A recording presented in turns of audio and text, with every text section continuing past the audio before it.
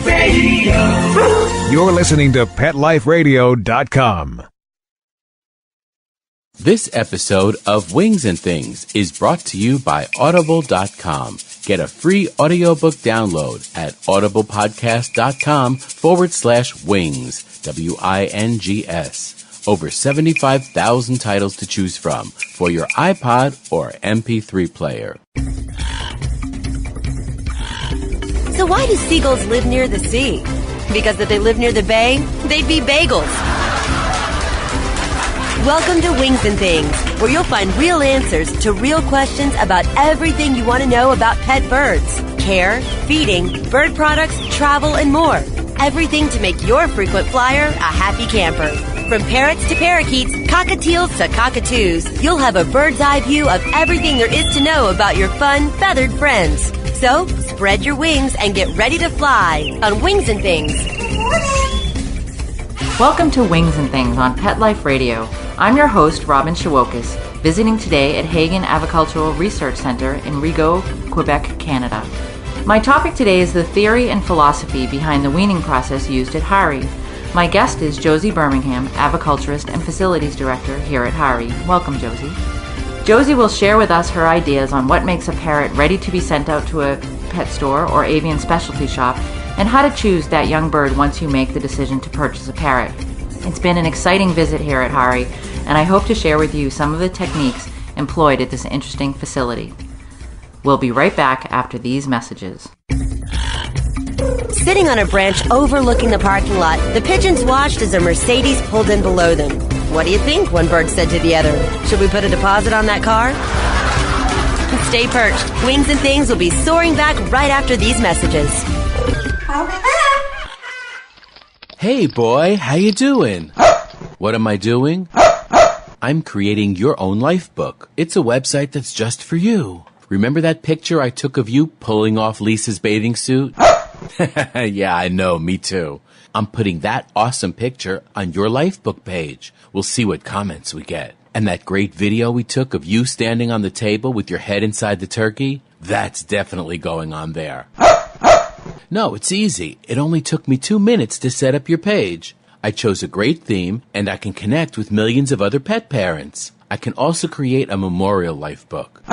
No, not for Grandma, but we can make one for Fluffy, remember her? And we can even put links to our favorite pet charity, and friends can make donations. People can create their own life book for their pets by going to petliferadio.livingyearspets.com, or they can sign up on the Pet Life Radio homepage. Where's Lisa? She's outside by the pool. Hey, come back here! Create your own life book for your pet. petliferadio.livingyearspets.com. Hi, and welcome to The Family Pet on Pet Life Radio. I'm your host, Colleen Safford. Each week, we'll focus on different topics: child pet safety, child pet training, just how to make an appropriate pet selection for your family. All of these things will be covered in each one of our episodes. So we hope that you will join us at The Family Pet on Pet Life Radio. Every week on demand, only on PetLifeRadio.com.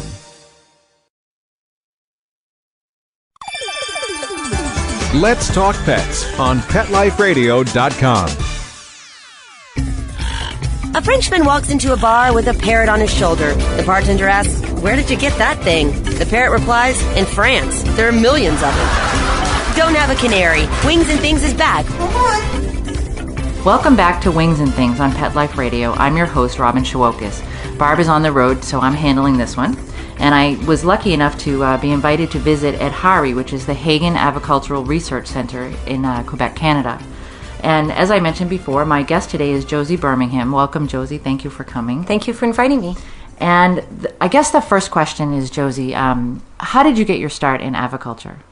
My start in aviculture was approximately in 1985 when I was working in the pet stores. And we were, unfortunately, at that time, had a lot of birds that were walk-up birds still, trying to find homes. The education of these birds was very challenging. And I had the privilege of receiving at the store the first captive-bred blue and gold macaw from the original Hari facility in Guelph, Ontario. This was the first baby raised completely on a pelleted diet, and this baby arrived to the store at pre-weaned. Okay. Mm-hmm.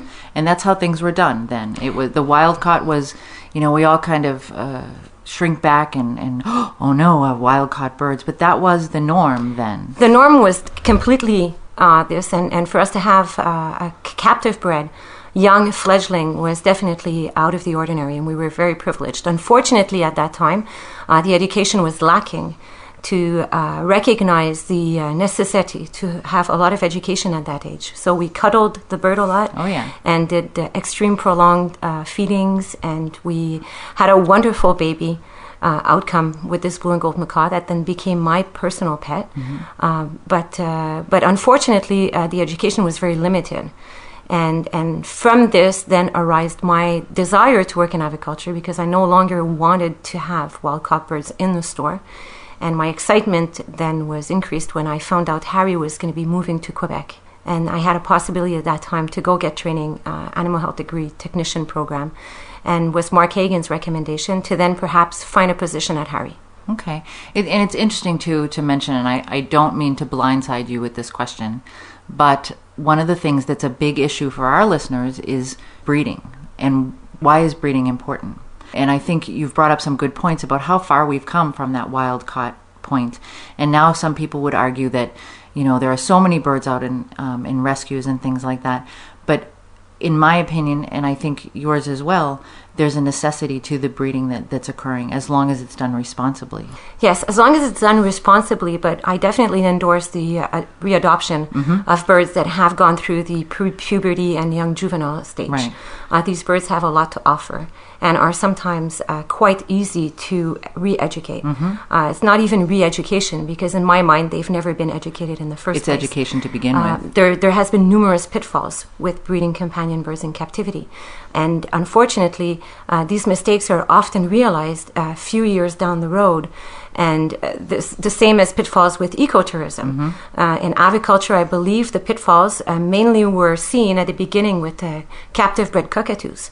And unfortunately, at that time, we did not realize that the over-petting of the birds and the prolonged weaning and the lack of socialization with other birds and education were fundamental to their survival as a companion bird. And numerous breeders, such as we at Harry, stopped breeding cockatoos when we were alarmed with the increased rates of these birds being abandoned to shelters. Was the species really at fault? I now question that. Realistically, I really question that, and I would not put my hand in fire to say that it is impossible. There are some species of cockatoo that could potentially make long-lasting pets.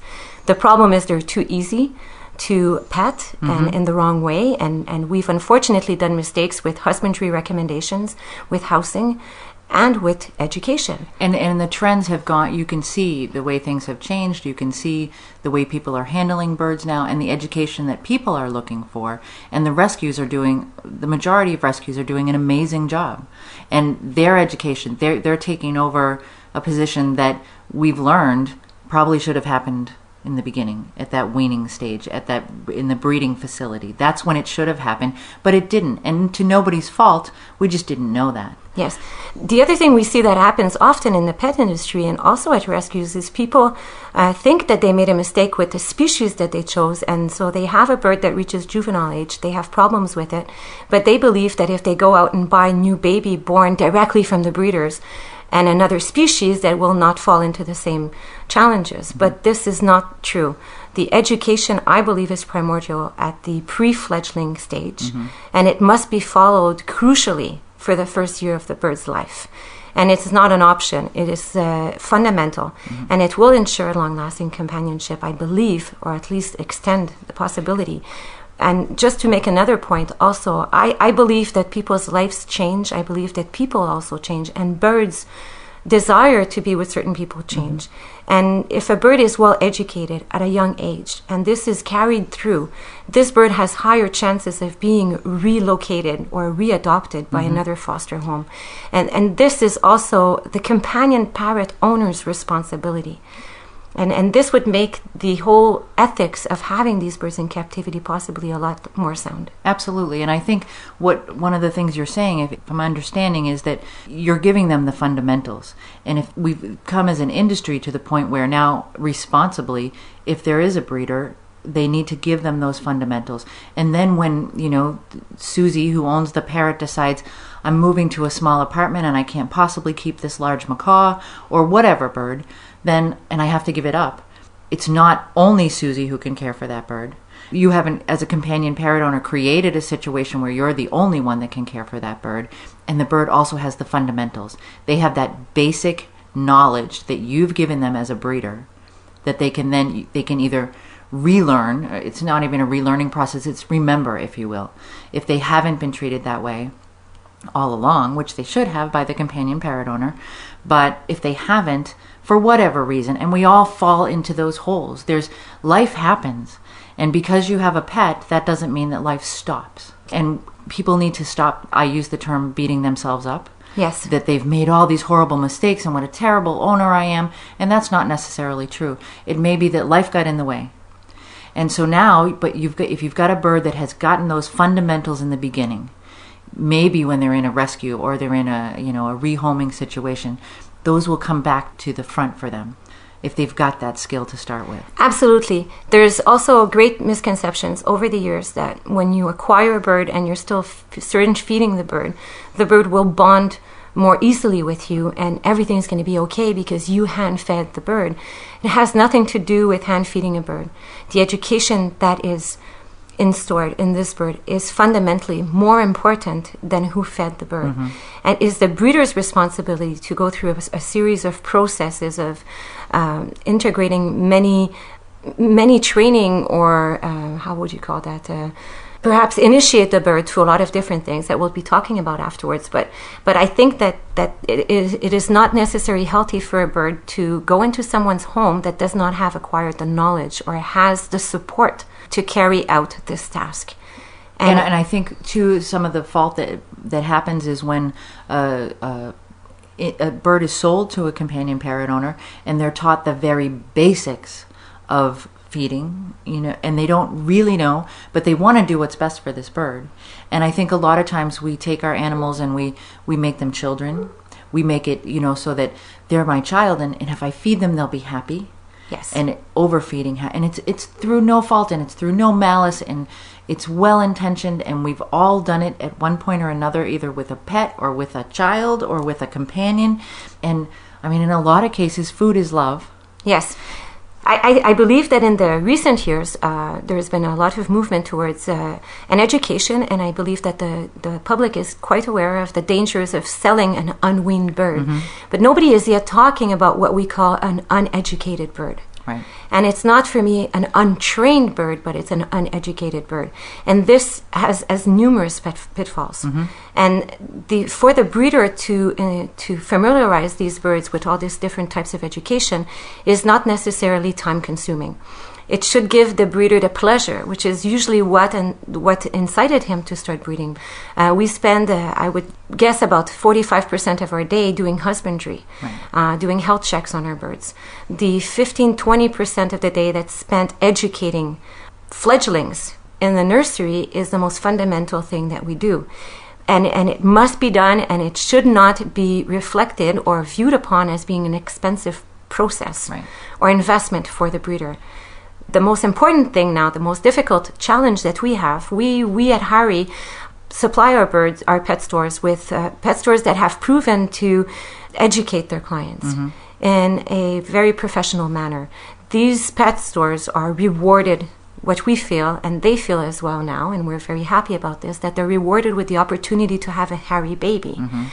Now, of course, it took several years to identify the pet stores that could actually build a program of education and actually follow it through, despite the numerous turnovers of staff mm-hmm. that they're challenged with. But I believe that the education at the pet store, when the bird is spending a small part of its life there before being adopted into a home, is the most challenging for us at this point. If the birds were sold directly to the consumer, we would not have the infrastructure right now to educate these people. Right. It is coming. We're working on it. Absolutely. But that would be even more difficult to educate on an individual basis. Mm-hmm. And I think you find in the avian specialty shops and the responsible pet stores, they're doing some of that education. They're doing as much as yes. they can at this point in time. And I really have to say bravo to the companion parrot community. There's so many people who are becoming educated, who are going to seminars, who are learning these kind of techniques. And I mean, people who are listening today to this podcast, they want to learn. They want to know what's out there. They want to know how they can do it better. Yes. And I think that's the thing. And I've spent the weekend here with Josee at Hari, and one of the things, Josee, we've talked about is best practices. That best practices, you shoot for the moon and you do as much as you possibly can and you try to make it the very best that you can. And if you fall a little short, you've put that effort in, you know what the best you can possibly do is, and if you even come close to that, then it's a success. Absolutely. And the birds, I mean, I've seen the birds here, and we'll talk more about, the process, but I've seen the way you work with your birds. And I will say, coming here, I was under the misconception that you had, a battalion of staff that were at your disposal to work with. And it's really not that way here. It's the hard work is done. It's taken care of, the cleaning and the feeding, and then the education piece with the birds, which is so important. And you're right, it's the fun part. That happens at the end, but it happens. Yes, absolutely. And, I've been to other facilities. I've been, to numerous facilities and different breeders. And one of the things, it's always time. Time is important. And the reality of it is time is money, too. Yes. But I think in the long run, and people will see this next generation of birds that's coming along with this education will hopefully, depending on the economy and all of that, will not be, ending up in the rescue as often. The percentages will hopefully go down a little bit with the kind of education that you're providing here. So it's so important. The philosophy we'll be talking about on raising these young birds has been tested by numerous independent breeders that have lower scale breeding and do this very exceptionally well. And we've also learned from them in what worked and what we thought was most exceptional with these particular parrot breeders, mostly that we know in Quebec, because Quebec is definitely an outstanding model for aviculturists that do a lot of education with their birds. And in the past 2-3 years, they've been able to sell their birds quite more expensive. Sure. And so the payback is there for the breeder that has invested a little bit more time and energy and ingenuity to develop new techniques to raise these birds more adequately. And as a consumer of that product, I can tell you that the birds, you're getting a better bird. It may cost a little bit more in the long run, but you're getting a better bird. Absolutely, without doubt. A bird when you look at it, it has so many implications. It's not only behavior, it's not only socialization, it's feather quality. We all talk about quality of life for our birds, and we want them to be healthy. And there's so many pitfalls that happen. And if they've started out the right way, and the education then continues to the consumer, hopefully you won't fall in as many of those holes. Absolutely.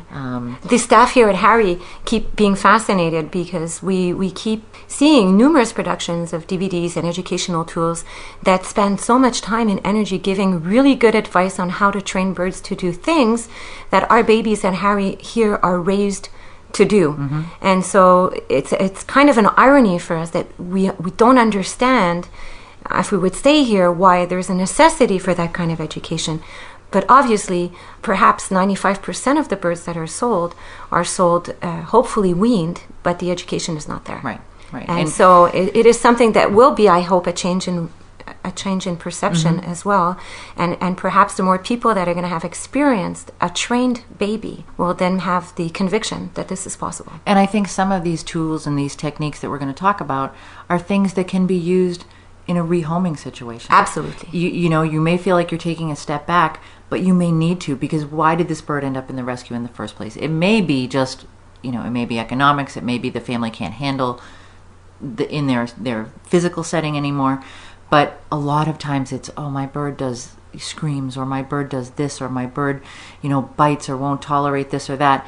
And a lot of the techniques you use here, and I know that a lot of behaviorists use them as well, can be used in rehoming situations. We're going to have to take a break, but we'll be right back after these messages.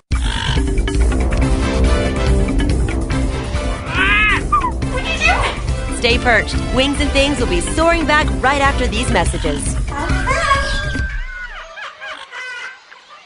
Hey, love to read, but just never seem to have enough time to sit in one place long enough? For all of us on-the-go people, Audible has the answer. Best-selling audiobooks for your iPod or MP3 player.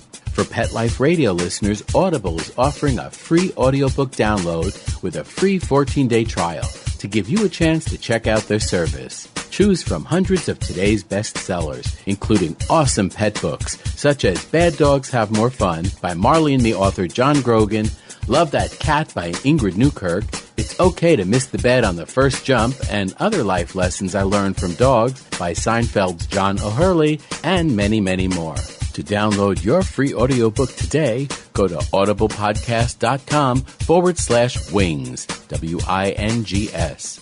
Again, that's audiblepodcast.com/wings for your free audiobook. It's time for school for you and your friends, your furry best friends. Train your dog the fun and easy way with Teacher's Pet Sessions. Teacher's Pet host Pia Silvani teaches you step-by-step how to train your dog the fun and easy way. You get 8 30-minute live audio training sessions, complete transcripts of each session, plus a basic training manual to get you and your dog off to a great start. Training begins the moment you bring your dog home. Teacher's Pet Sessions offers positive reinforcement training to shape your dog's behavior and encourages upbeat, enthusiastic responses to ensure that your dog will enjoy learning. Teacher's Pet Sessions dog training is fun at both ends of the leash. So listen, learn, and laugh with your dog with Teacher's Pet Sessions. Get your copy of Teacher's Pet Sessions Volume 1 today. To order, go to teacherspetsessions.com. Hi, this is Pia Silvani, your host. Bring your dog, tug toy, and treats, and get ready to have some fun. teacherspetsessions.com.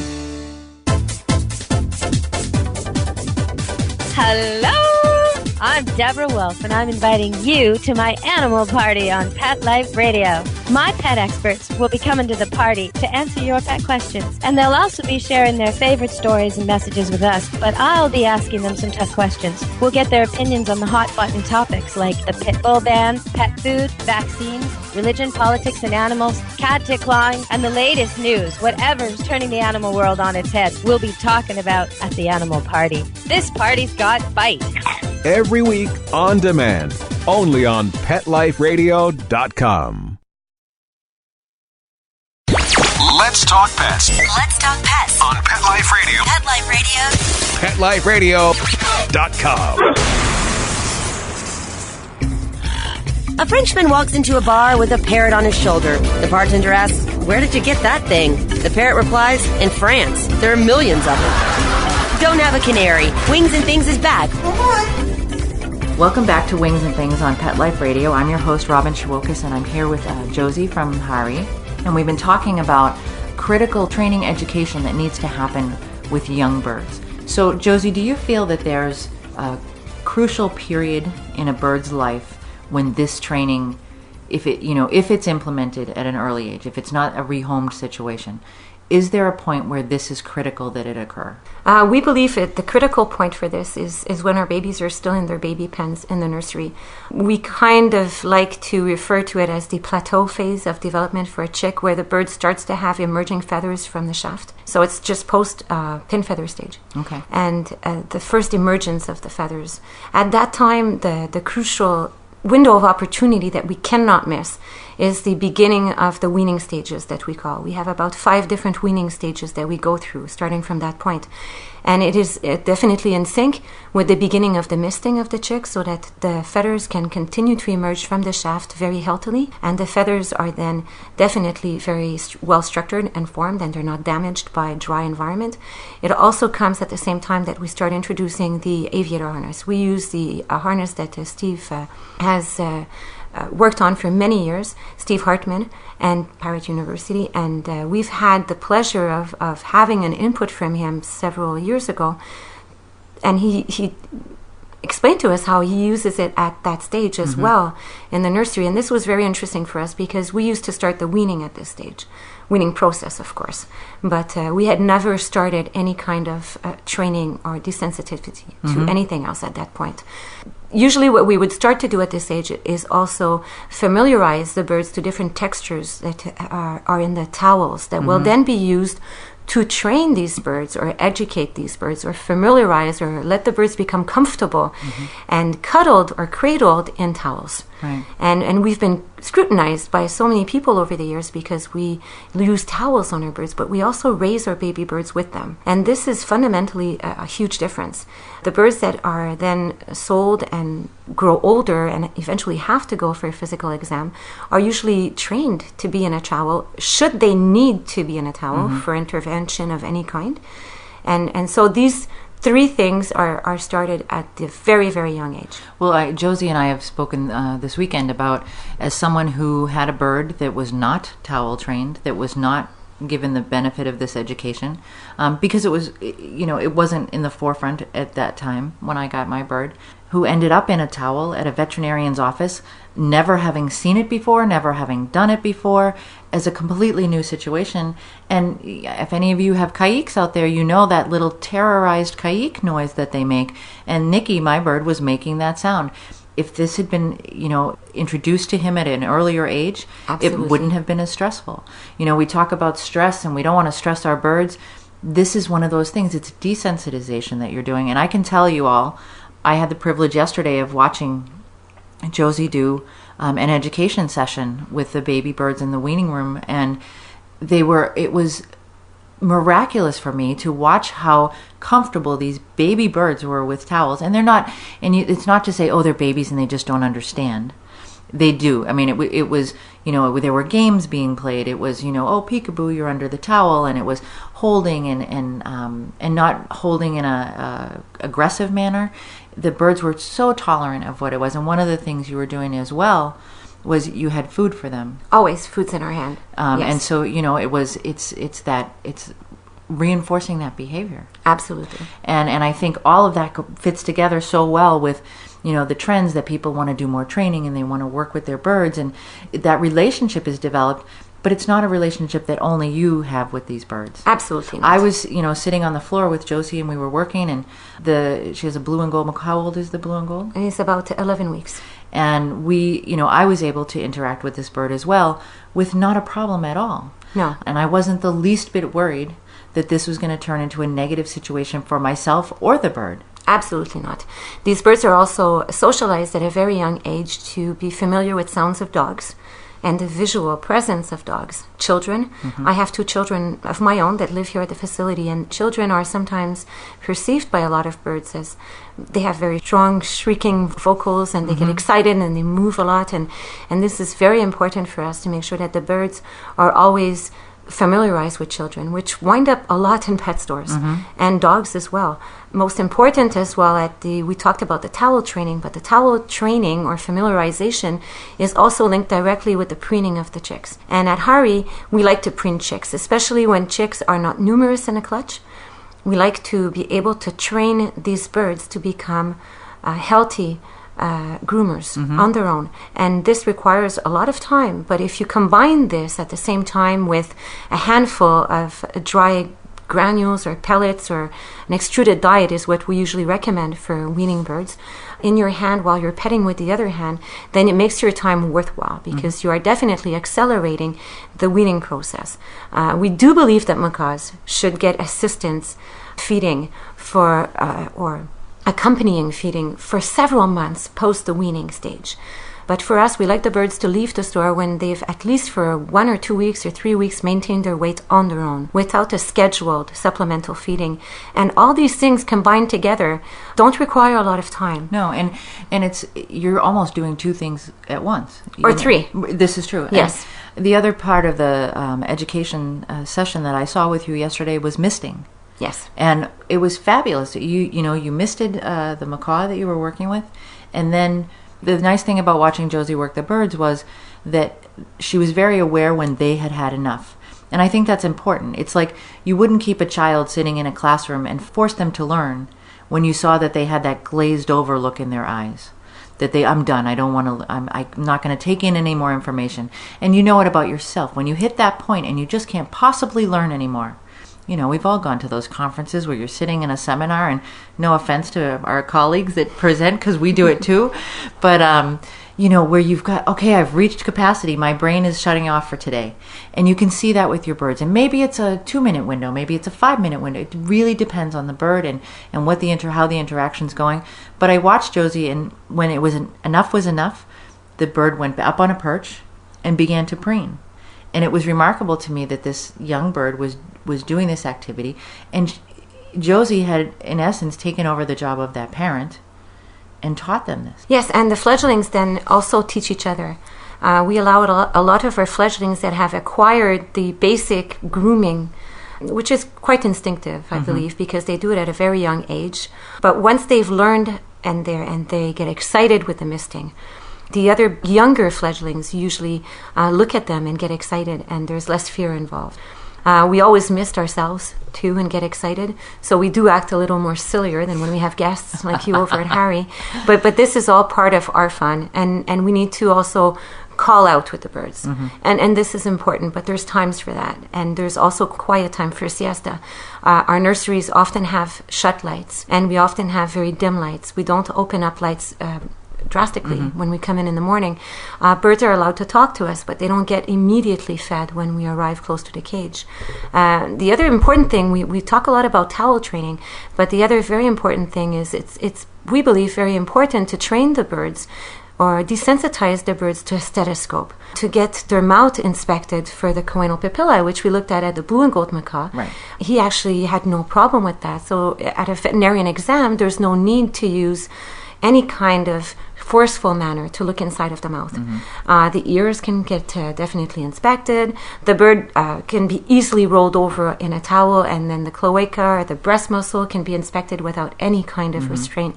And this is very important. The most challenging for us is we weren't sure how fast we could get the birds trained or desensitized to the Dremel salon manicure, which is the one that we use, which is a very inexpensive, cordless, and it emits no sound. The stone, the grinding stone that we use is white, and it has no abrasive, practically no abrasive value to it. And we desensitize the birds to this within 1 or 2 sessions by putting the Dremel device on our hands and making it vibrate on our hands.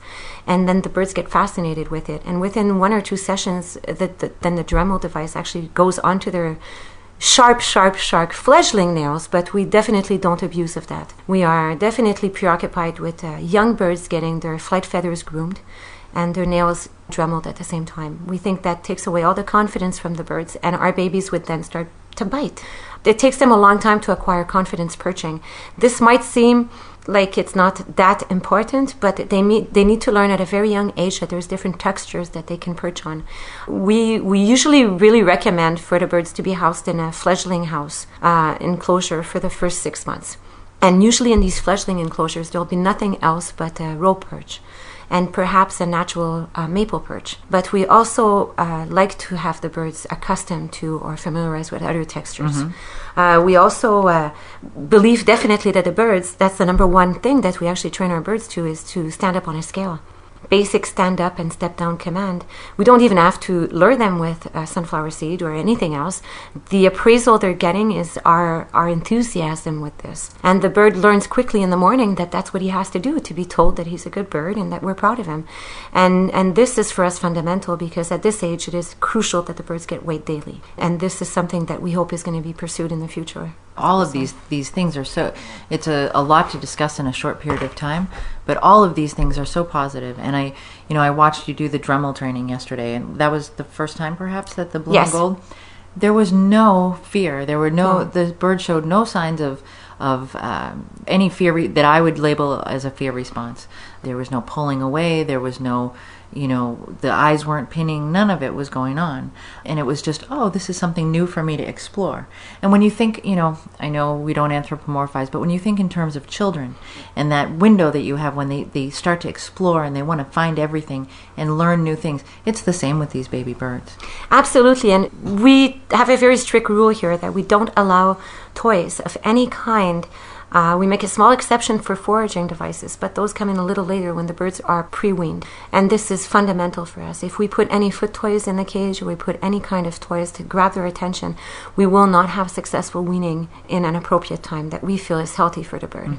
And this is very important as well. The window of opportunity is dramatically short, and you have to take advantage of it. And it's not like you're depriving the birds of the toy. There's still playing that goes on. The towel is almost a toy, and the Dremel is a toy, and your interaction with them is a form of play, and even though they're learning, it's not that you're putting them in these weaning cages and not doing anything, they're not doing anything that's enjoyable. These birds seemed really, content with doing what they were doing. Absolutely. And just on a last note, perhaps, because I believe we're coming close to our time, but it's also very important, and we have the privilege of having kept back several birds for future generation breeding. And this luxury, of course, was definitely a priority from Mark Hagen, that is the director here of the facility. But in the 1985s, we were already starting to keep a lot of our Amazons back and a lot of our macaws back. Unfortunately, in those days, we also made mistakes, and we were going to keep on making mistakes, I'm sure. But we were not socializing the birds the way we should. At that time, of course, the thought was that these parents had to be absolutely, completely parent-raised. And this is still something that we thrive for. We really enjoy having a breeding pair raise a baby for the first year. And despite the fact that this will stop us from double clutching this breeding pair, it's worth it. But there's also the exceptional pair that we will have an egg in the incubator, and we will need this genetic bird. And it will be a good-natured bird, and it will be a sweet bird with beautiful colors and character traits. And we're tempted to sell this bird because we know that the potential of this bird as a companion will be extraordinary. These are the birds that we like to keep back as well. They stay now in our fledgling room in educational, what we call our educational baby room, perhaps for the first year of their life. And they also participate in these kinds of training. This makes our birds that we have here as part of our breeding flock, a lot less fearful of the restraint techniques that will be used on them for regular physicals and blood sampling and everything else, and for transferring from one flight to the other. And this is really important, and this definitely makes our job a lot easier. Now, right now at Harry, we have our young juveniles that were transferred into our breeding rooms. Therefore, we did not have these birds right now because we're pretty much in a non-breeding situation at this time of the year. But normally, this takes away a lot of our job because they do a lot of the education with the preening. They do a lot of the education with the flight as well. And they're so familiar with all these tools and rolling into the towels that they actually teach the other birds not to be fearful of this. So for the weaning, that's undeniable. When you have a bird that has successfully weaned, it's so much easier to put a younger bird and for him to learn with this bird. So I would say that brings down the work that you have to contribute to it by half. And this is very important. Birds need to be at a very young age introduced to a flock. Whether this bird will perhaps, unfortunately, live only in one bird home. And that can be okay if, the polyvisions are integrated in a lot of... And the individual, I talk about that too, you become the flock. If you have a single bird at your home, you're the one that's screaming first thing in the morning with them when they get up and at the end of the day when they go to sleep. So you're filling in that need, but they know what a flock is and how to function as a member of a flock. Yes, and I know so many parrot companions that do well with their bird. They have a dog in the house that's supervised, of course, the interaction. But we have so many pet birds that we know that live very well as well. But they've still integrated themselves within not a bird flock, but within a varied flock of humans and dog, or perhaps another bird. And sometimes they're passerines, they're not necessarily parrots. And so this is very important. The need is also very important too, that breeders start realizing that they must breed these birds. And if you have only one bird in your clutch, it's fundamental, we feel, that this bird be integrated at a young age with another bird of the same or different species. And this is very important. And I think one of the, just really quickly, Josee, because we are running out of time, but when people are going out, if they make the decision to purchase a young bird, we've touched on things, the towel training, the desensitization. You're looking for a calmer bird, and you're looking in the store if it's not a bird who's real nervous or shying away. And what if you had to, 3 things quickly? Well, I think, and we also toured a lot of wonderful pet stores in Montreal. Oh, it's amazing. The elite stores, I would think, in Canada. And some of the elite stores, because there's wonderful stores in Canada. We're blessed with this. But a bird that's been well socialized, a bird that's been exercised, a bird that hasn't been a couch potato in a cage for numerous years or numerous months. Not necessarily an unweaned bird, unless you know what you're doing and you have guidance. And guidance can be acquired. Sure. But it's not impossible. I mean, I think that's, it's not best practices. An unweaned bird shouldn't be your first choice. It shouldn't be, I want an unweaned, we discussed earlier, for bonding. Yes. But you just, it's something to look for. So again, this was short, but maybe we'll do another one. Absolutely. That would be a pleasure. Thank you so much for joining me. And thank you for my visit here at Hari. It's been wonderful. Just some quick upcoming events. I will be on May 16th at the Florida West Coast Avian Society. They're having an annual bird mart, and I'll be doing a quick presentation there. July 17th and 18th, I'll be doing a raptor handling class in New Mexico with avian ambassadors. On July 24th, Barbara and I will both be doing a seminar on training and enrichment for NPRPF. You can check out their website. August 4th through the 7th, Josee and I will both be presenting at AFA, American Federation of Aviculture, in St. Petersburg, Florida. Josee will be at the Eastern Canadian Avian Association on Sunday, August 22nd, in Moncton, New Brunswick. And that'll be at the Mapleton Lodge. And Barb's going to be May 8th through the 9th, a Parrot training workshop in Curacao. Wish we could all jump in our luggage, eh? And then June 12th through the 13th, Barb will be in New York City at Fauna. And July 31st, she will be in San Diego speaking with Peace. And you can check out all the dates on my website or on Barb's website at goodbirdinc.com. You can check out the interesting things they're doing at Hari. You can go to hagen.com/Hari, Hari, and see some of the things that they're doing here. We always, hope that you'll visit the leatherelves.com, goodbirdinc.com. Avianenrichment.com is a wonderful opportunity. You can download, Josee produced a wonderful publication called Parrot Life magazine, and that's available on the website. For free, and you can download, we have 3 or 4 issues up right now that are free downloadables. Amazing information with checklists and forms, and sometimes you run into that. I wish I had a way just to organize things, and some of the checklists in there are amazing.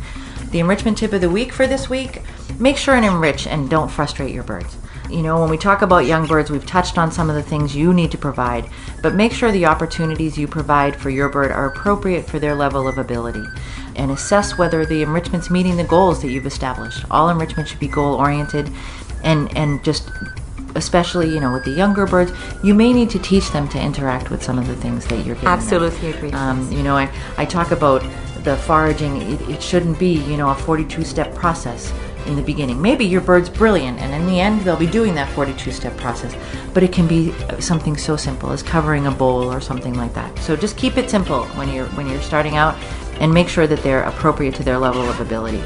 So again, thank you, Josee, for joining me. It was a pleasure. I'm out of time here. You can contact us if you have suggestions or questions. You can contact Robin at PetLifeRadio.com or Barbara at PetLifeRadio.com. And as always, please visit www.PetLifeRadio.com. Thanks for listening. Join us every week on Wings and Things and get a bird's eye view of everything there is to know about pet birds and how to make your frequent flyer a happy camper. Wings and Things, only on PetLifeRadio.com.